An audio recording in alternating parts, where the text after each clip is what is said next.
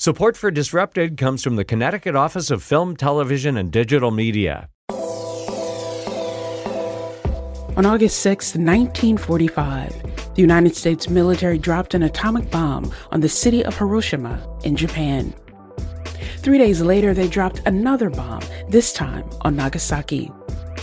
According to the Bulletin of the Atomic Scientists, estimates of people killed by those bombs range from around 100,000 to more than 200,000. But the impact of the bombs isn't limited to the people who died.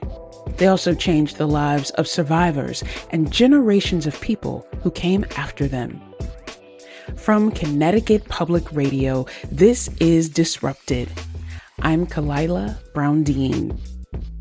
This hour, we reflect on 80 years since the United States dropped atomic bombs on Hiroshima and Nagasaki. Dr. Shizuko Tomoda is Professor Emeritus at Central Connecticut State University. Her mother was an atomic bomb survivor known in Japan as Hibakusha. As the child of an atomic bomb survivor, Dr. Tomoda herself is Hibakusha Nisei, or second-generation atomic bomb survivor.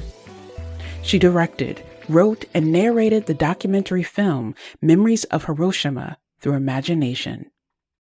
In the not-so-distant future, we will be unable to listen to Hibakusha about their experiences. Although we will not be able to listen to their voices directly, we can remember their stories and imagine what they would say to us. The film is currently streaming at ctpublic.org/Hiroshima. It airs on CPTV on September 23rd at 9 p.m. and September 30th at 11 p.m. A note for our listeners, this segment includes discussions of mental health and suicide. Dr. Tomoda, thank you so much for joining us on Disrupted. Thank you. I want to give our listeners some context for this conversation. Okay. It is such a big topic. It is one that I don't think that we talk about enough or understand the dynamics of it, partially because of the ways that people in the United States think about what happened there. But also, as you and I discussed, it matters who's telling the story. Share with our listeners very briefly what was happening that week in August of 1945. You mean August 6th? Yes. Well, that's the day the Hiroshima people experienced the first atomic bombing in human history. And then my mother was boarding her uncle's house, which is not far from the hypocenter. And then the August 6th, the very in the morning, or in the midnight, they have the air raid warning, but there is no attack in Hiroshima, and the people is wondering because by then, August 1945, many cities was damaged, destroyed by bombing, but somehow Hiroshima was spared. So the people is wondering. They see bomber B-29. Even the boys made the nicknames. They call B-chan, B-chan. They're so fascinated that they can tell by the noise of the flying aircraft whether it is the B-29 or something else. But the people start wondering, maybe someday we're going to be bombed. But there is a reason why they spared Hiroshima. Because Hiroshima was chosen as a target. And they don't want a bomb before they dropped their atomic bomb to measure the power of the effect. So my mother was cleaning up after the breakfast. Because of the air raid warning, there was a regulation at that time. If there was an air raid, they did not have to come to work as regular time. So it's like there was an hour delay. That's why she was cleaning up after the breakfast. And then suddenly she saw the wall is start crumbling down. And then within a second, she was trapped because house was just completely collapsed. And then she was very confused, but at the same time, she was desperate to get out of the collapsed building. And then she realized there was a fire in the kitchen. If she stay, she's going to be burned to death. So somehow she managed to get out.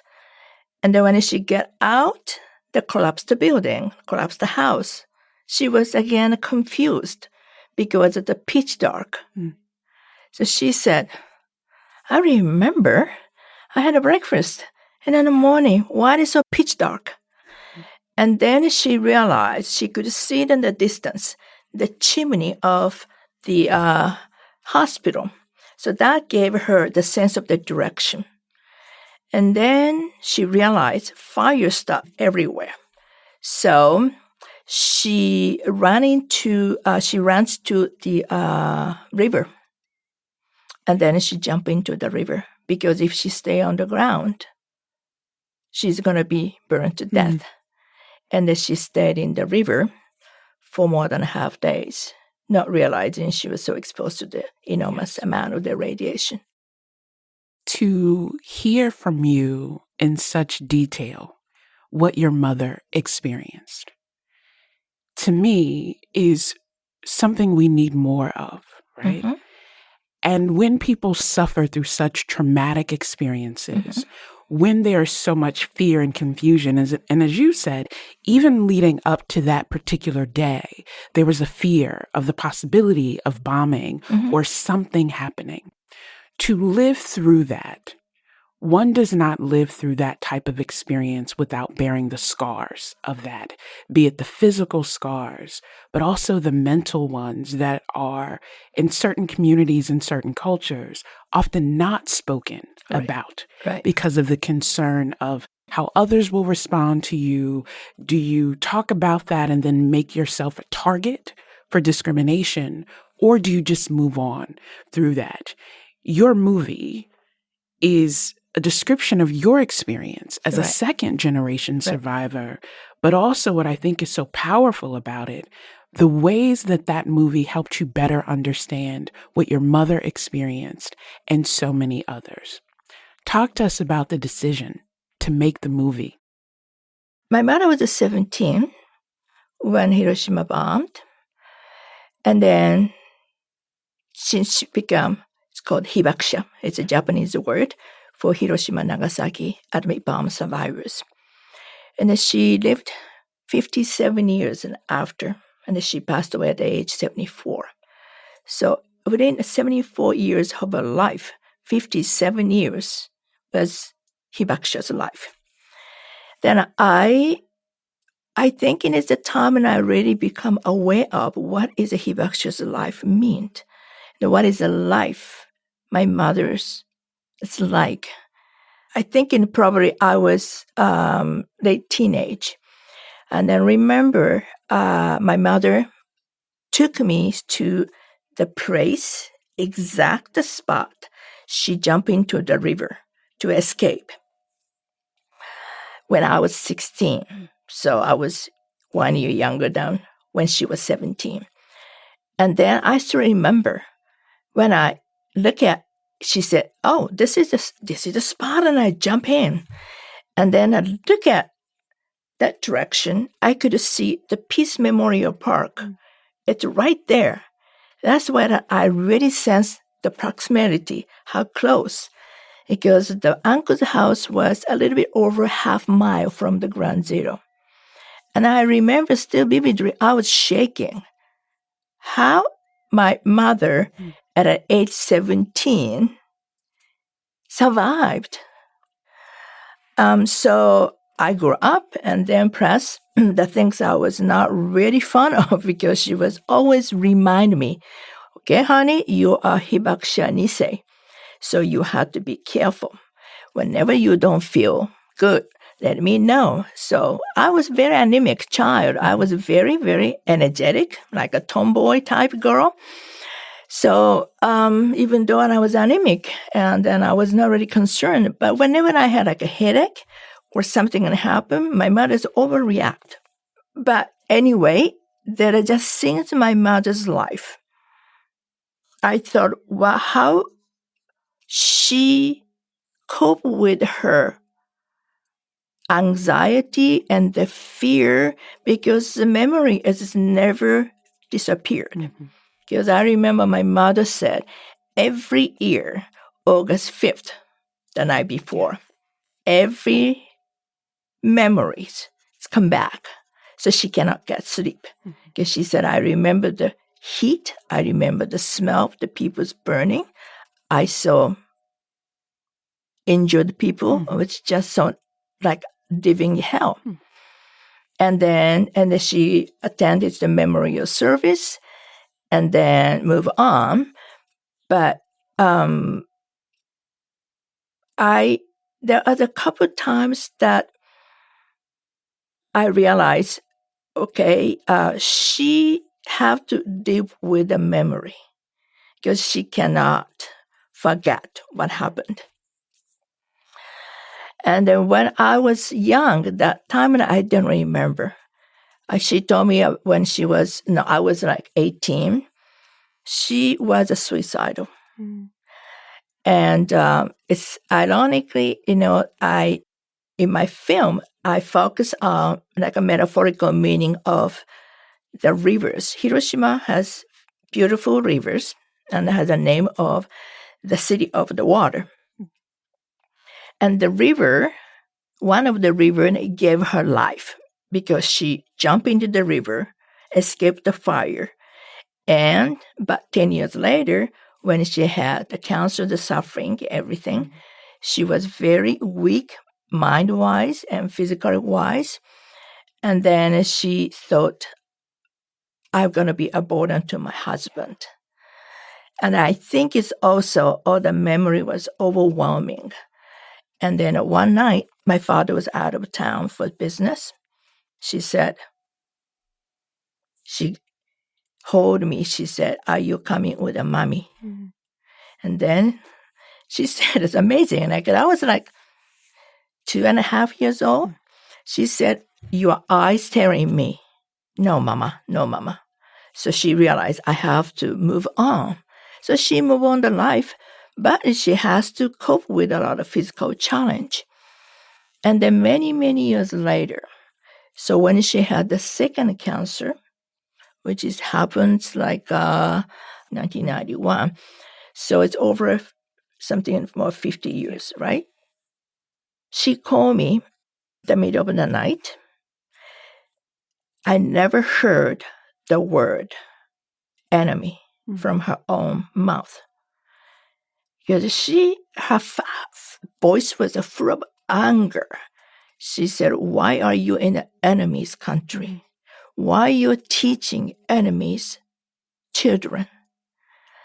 And then you really, really don't understand how I feel you being in the United States. And I was so surprised.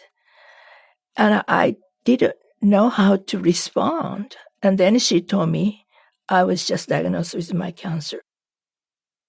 And then the next day she called me back.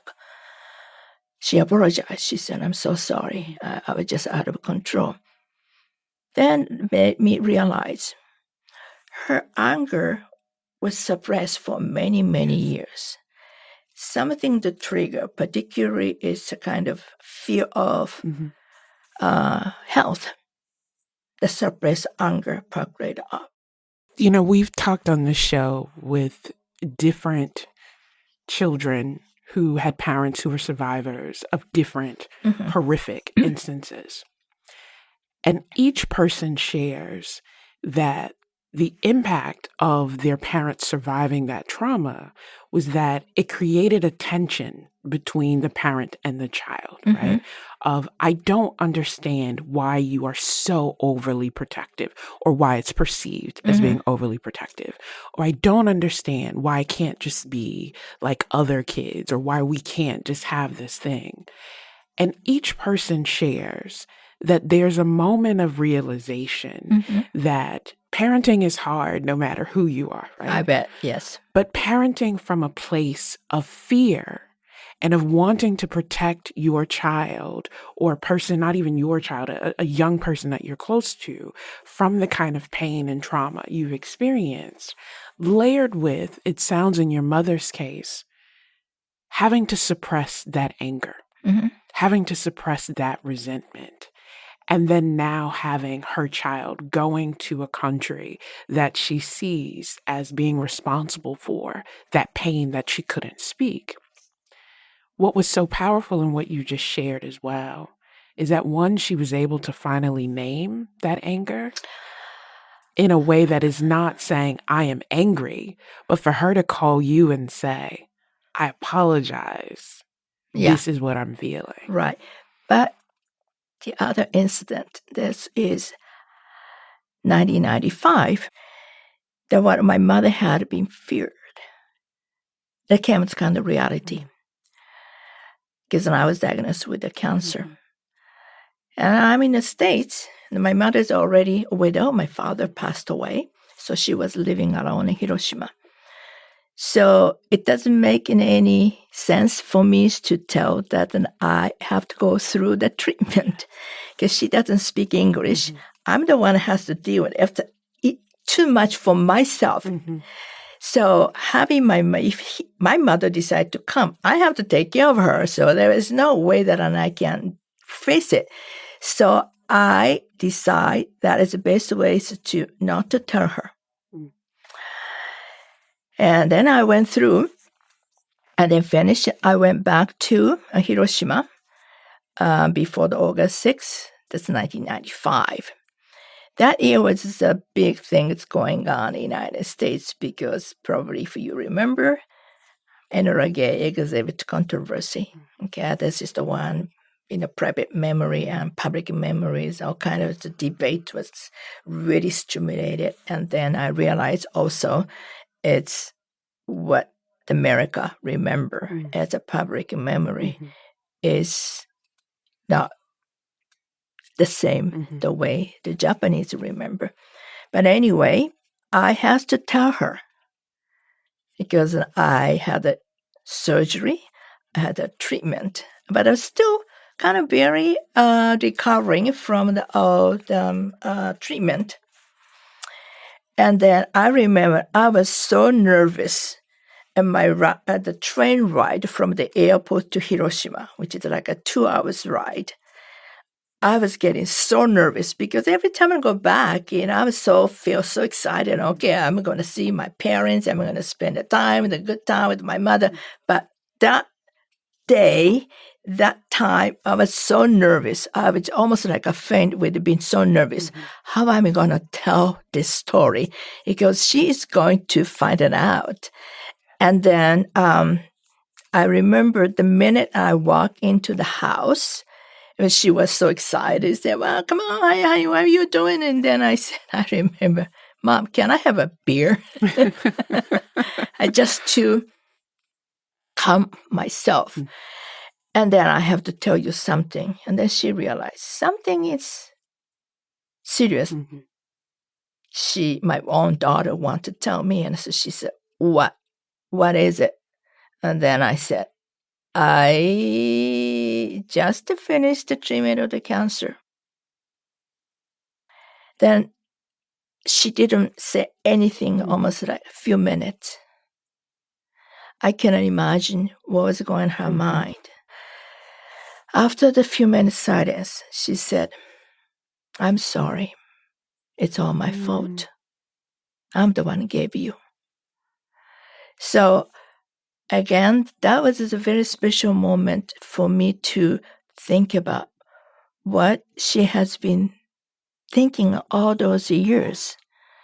First, when she survived, she was teenage, 17. She married at 22. She became the mother. She had me when she was 24. And then all those years, she was worrying about herself, but at the same time, she's worrying about me. Did I pass something that I got being survivor of the hibakusha? And I think that's why my childhood memory was she was often overreact. I was not really happy about that. And plus, when I decide to come to the United States to get my higher degree, again, that was a secret. So, I throw the bomb to her because 2 weeks before I was supposed to leave, and I said, I am going to the United States. She said, why? And then she said, just remember, United States, used the atomic bomb on Hiroshima. So I have to deal with that. So I have guilt, what made her feel. But anyway, we move on to life. And then so many years later, I was in my early 40s that I was diagnosed with a cancer. And then she told me that that's all years I was worrying about. I could not to defend my decision. Because she said, why you didn't tell me I'm your mother? But my fear was I knew she is going to blame herself. It was not her fault. Right. But I didn't know how to deal with. So that's another my personal experience to make me feel what the hibakusha's life means. Yeah. That was Shizuko Tomoda, a second-generation survivor of the atomic bomb that the United States dropped on Hiroshima. She wrote, directed, and narrated the documentary, Memories of Hiroshima Through Imagination. Coming up, Dr. Tomoda talks about one of the words key to the film's title, imagination. This is Disrupted. We'll be right back.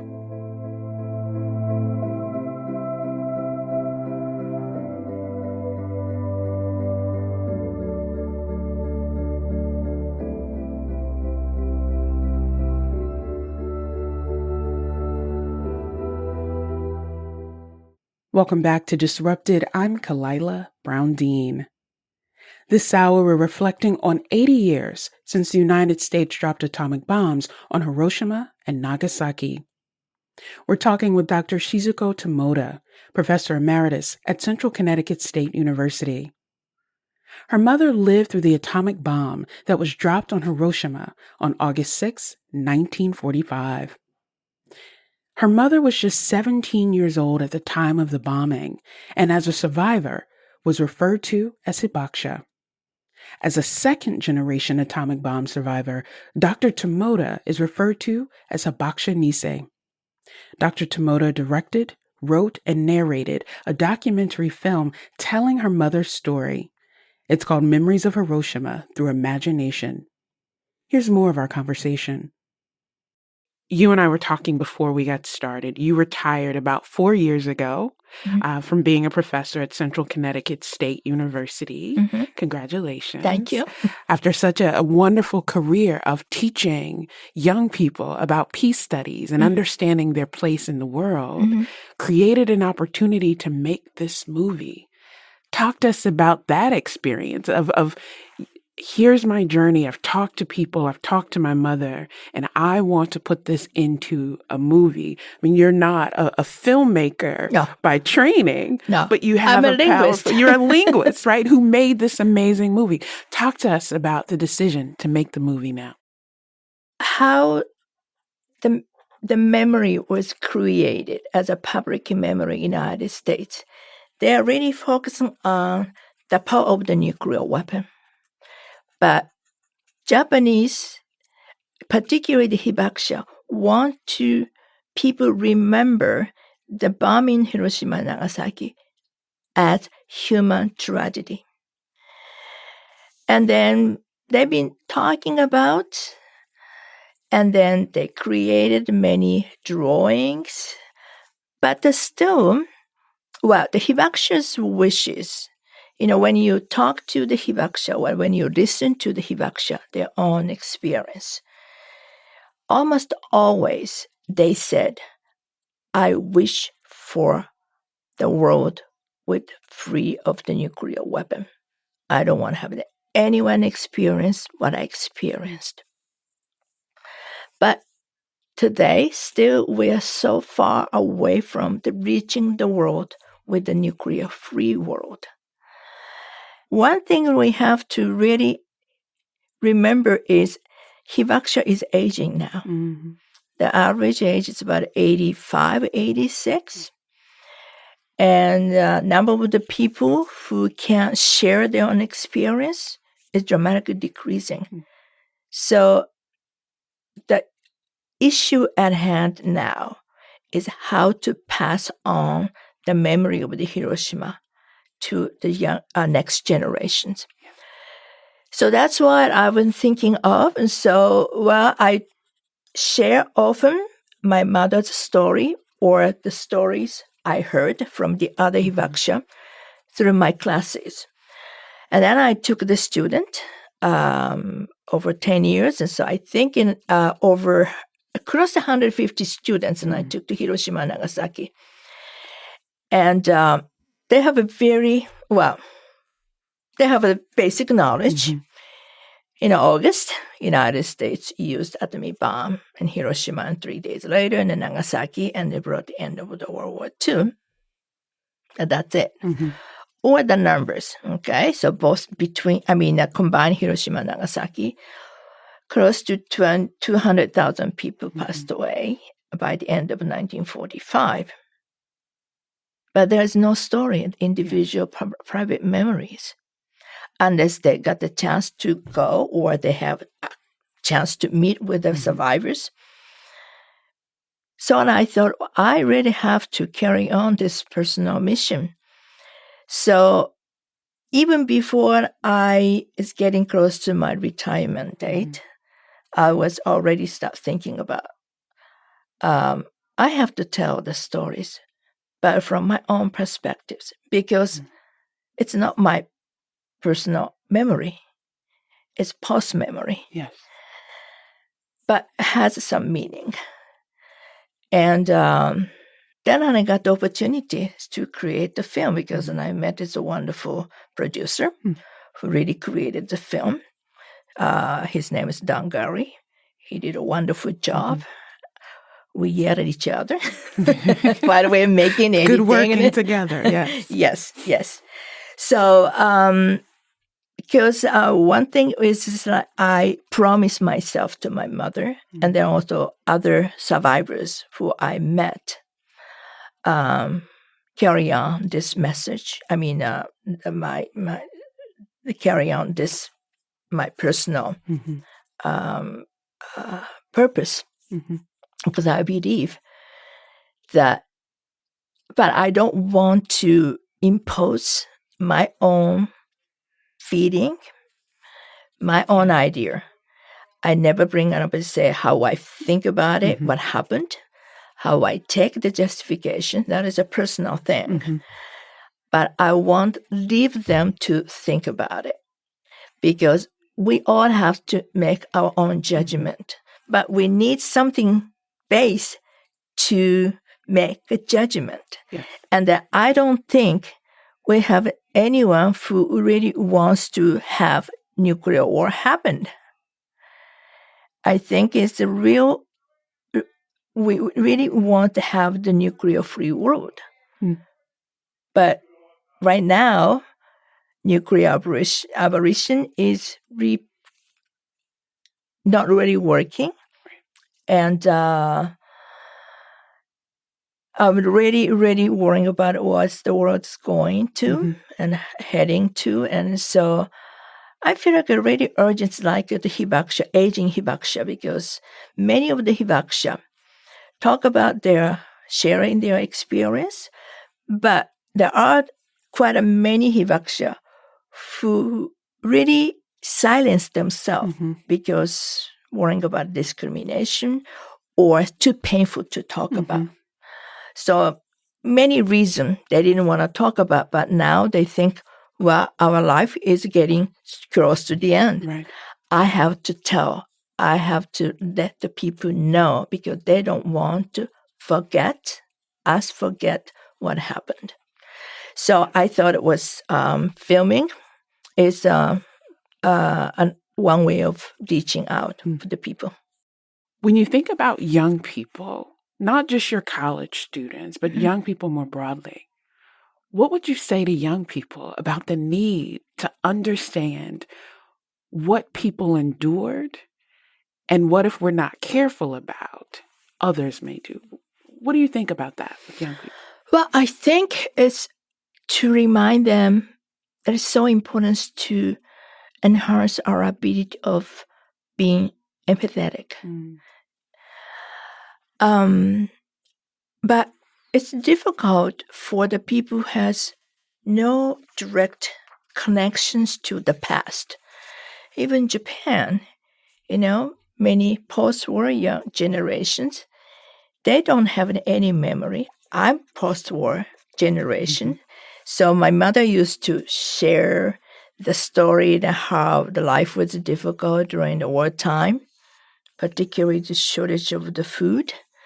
She was always feeling hungry and then fear of being killed. But I don't have that direct connection to the war memory. But Stephen Okazaki is a Japanese American who is a documentary filmmaker. He made wonderful film documentary. It's called White Light, a Black Rain. That's for the 60th commemoration of the Hiroshima and Nagasaki. And then he interviewed many survivors, and it's about 120 minutes long. And again, because it's been produced over 20 years ago. And then there are about 20 survivors in the film. Most of them is now gone. But the very beginning of the film, that in the very busy street in Tokyo downtown, it's very, very popular for the young people. And then you don't see the people interviewing, but you hear the voice, and they say, "Excuse me, do you know what August 6 means?" So these are August 6? I'm not really good at in the history major. Is that an earthquake or something? And I go like, wow, this is what's happening. And then they go, oh, yeah. Oh, now I remember. And I read short sentence in a history textbook. So not only the United States, but in Japan also, younger people who really don't connect to the history. And then also, my film, I emphasize is imagine. Because again, even though I heard my mother's story over and over and over again, but when I think about it, I realize there's a lot of blank. Partially, I don't remember. Partially, my mother didn't tell. She told me what happened, how she survived, how their life is like, but not everything. And there is a reason why there is a spot that is not spoken. Either she could not find the words to describe it adequately. Like often the survivors say, I can't really find the exact word to describe the pain that I had. Or because that's almost like a self defense. They don't want to be touched. So particularly the certain thing they don't want to talk about. So even for me, it was try to understand, using the imagination. And then several years ago, I was reading one of the essay by Oe Kenzaburo Oe. He's a Japanese writer and Nobel Prize. He received the Nobel Prize in the literature back in 1994. And then the essay he wrote, I really like that part because he said, to prevent a nuclear war, we must maintain our power of the imagination. And I really, really believe, because we do have the power of the imagination. So almost inexcusable to say, oh, it's, that's something that happened in history. It's nothing to do with me. But we all live in a nuclear age, and that we're all equally facing the nuclear threat, unfortunately, now. To prevent, we really have to really expand our power of the imagination. Once we start imagining the life or world without a nuclear weapon, or what happened to those people who survive, I think that it's going to give the guide for them to make decision what have to be done and what we can do. So I really wanted to make my film as a part of the tool for anyone who watched my film, the tool to think about or use their power of imagination. That was Shizuko Tomoda, a second-generation survivor of the atomic bomb that the United States dropped on Hiroshima. She wrote, directed, and narrated the documentary film Memories of Hiroshima Through Imagination. Coming up, more with Dr. Tomoda. She tells us that the stories of survivors are not just about pain, they're also about strength. This is Disrupted. Stay with us.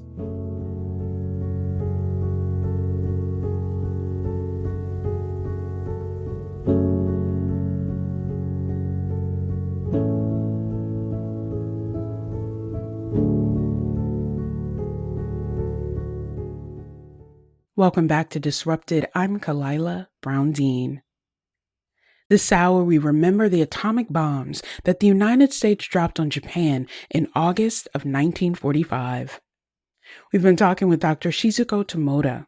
Her mother was an atomic bomb survivor known in Japan as Hibakusha.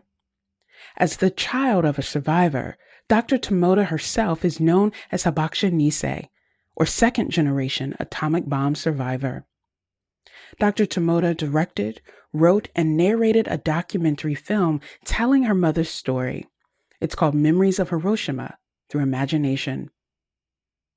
In 2024, the Nobel Peace Prize went to the Nihon Dankyo, also known as the Japan Confederation of A and H bomb sufferers organizations. This grassroots movement of atomic bomb survivors from Hiroshima and Nagasaki is receiving the Peace Prize for its efforts to achieve a world free of nuclear weapons. Asked Dr. Tomoda what she thought when she heard that the Confederation was going to win the Nobel Peace Prize. And a note for our listeners, this segment mentions mental health and suicide. One of the directors of that, I remember I was watching the news on YouTube in Japanese news. He was really pinching his cheek. We said often, is this reality? So just pinch my, and then I got hurt. So he said, I couldn't believe our effort has finally recognized all those 80 years. Because this Hidankyo was founded in 1956. So they've been recognized for their effort to maintain, to reach the world, the nuclear-free world. and then also understanding through their witness testimony that the nuclear weapon must never be used again. Mm-hmm. So, as Hibakusha Nisei, I was overwhelmed. Finally, they recognize, but at the same time, I have to think about why now? Mm-hmm. And then that is both important. It's really waking up call because Nobel Prize Committee decide what's happening in the world. We have to make our community, international community, realize current situation by make them to recognize their effort. So it's not only about recognizing their effort, what they have done over the years, but also that it reminds us. It's very, very important that we have to do very hard to teach the world the way the Hibakusha wish for, the world with a free nuclear weapon. Mm-hmm. Yeah. You've talked about memory and imagination. You've talked about empathy and humanity.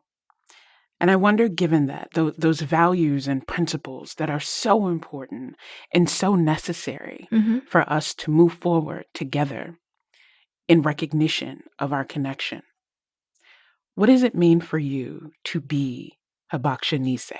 What does that identity mean for you? Well, the day I felt so strong, my identity as Hibakusha Nisei was the day I was diagnosed with my cancer. Because even though my mother was constantly worrying about it, she said, you have a high chance to develop something, But also, first time when I was really frightened was I was 18. I had excessive nosebleed in the summer. And then mid-60s, it's almost like 20 years after, I started hearing some more cases of the leukemia among Hibakusha Nisei. Then I have the excessive nosebleed. And I remember in the middle of the night, I reached out encyclopedia. I look at the page, leukemia, symptom, and I feel like, oh God, am I? I was so frightened. At the same time, my mother was so frightened. And then I agreed to have all the testing. It came out negative, and then I have to move on, and then I try not to have my fear overwhelm. Only it's just back of my mind. Sometimes I feel like, am I? Because my mother, because I am a Nisei, and then look at as for instance, my mother's friend, they lost their son for the leukemia, and so that's, oh my God, that's the reality. So it's frightened. And then, but I was moving on until I said 1993, when I was told that, yes, you have a breast cancer. Feel like, okay, now I can see the big identity. I am Hibakusha Nisei. I think that, but Hibakusha's experience is a misery.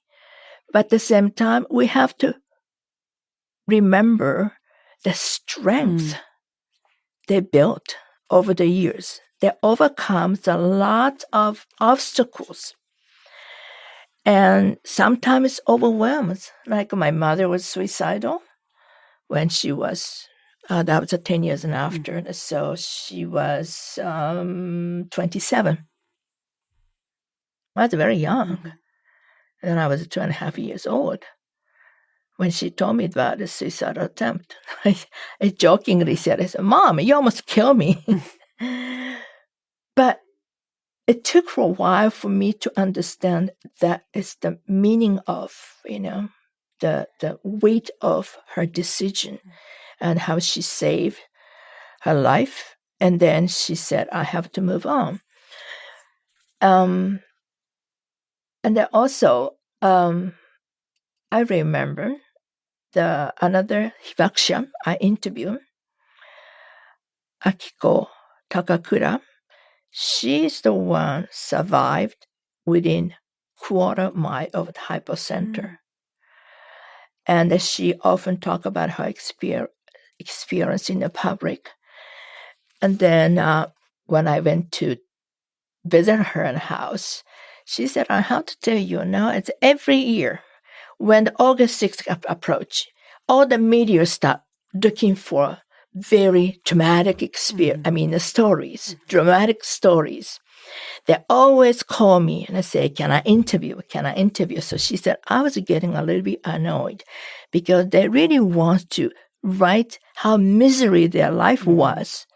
So she said, one time when I told the reporter, if you want to have the very miserable story, go someone else. You can find tons of it. But I want you to not forget the strength the hibakusha built by themselves. And then I think that's something that we really have to respect their strength. And then we have to learn. So in other words, there are so many things they give us a lesson about the life. And if we don't pay attention, their stories, their lives, I almost feel like we are so irresponsible ourselves. And then I want to be part of it to maintain their legacy. Yeah. You have reminded us of the strength of the hibakusha. You've also reminded us that they are layers to who they are as people and who they were as people. There were so many experiences throughout their lives. Right. And so we should recognize and honor what they endured, but also recognize and honor what they built. And I think that is the way that, as you said, we use our imagination to imagine something that is better, while also using that imagination to remember and honor that strength and not see it as weakness. Right. But to see it as that strength of the human spirit that I think if we connect to more, we would be much stronger. Right. As a global people. Exactly. Yeah. So we are so honored that you shared your story with us today. Well, I'm glad that I be able to share with you. Thank you. Dr. Shizuko Tomoda is Professor Emeritus at Central Connecticut State University. She directed, wrote, and narrated the film Memories of Hiroshima Through Imagination. Thank you so much. Thank you for having me. If you or someone you know is struggling, the Substance Abuse and Mental Health Services Administration's National Helpline is 1-800-622-HELP. That's 1-800-622-4357. If you want to watch Memories of Hiroshima Through Imagination, you can stream it now at ctpublic.org/Hiroshima. It airs on CPTV on September 23rd at 9 p.m. and September 30th at 11 p.m. Disrupted is produced by Kevin Chang Barnum, Robin Doyon-Aiken, Erica McIntosh, and Meg Fitzgerald. This episode was also produced by our intern, Isaac Moss. And special thanks to our intern, Coco Cooley. You can listen to all the previous episodes of Disrupted by finding us wherever you get your podcasts. And you can listen for new episodes every Friday at 9 a.m. From Connecticut Public Radio, this is Disrupted. I'm Kalila Brown-Dean. Thanks for listening.